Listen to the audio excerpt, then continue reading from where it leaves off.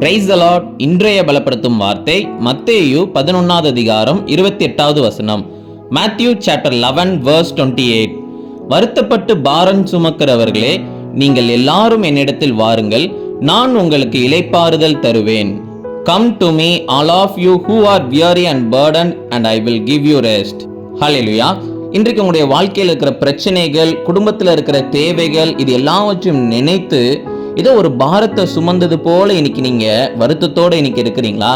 இன்றைக்கு இயேசு உங்களை பார்த்து சொல்கிறார், என்னிடத்தில் வாருங்கள், நான் உங்களுக்கு இளைப்பாறுதல் தருவேன் என்று. ஹல்லேலூயா. ஏசப்பாவுடைய பிரசனத்துல ஜெபம் பண்ணுங்க.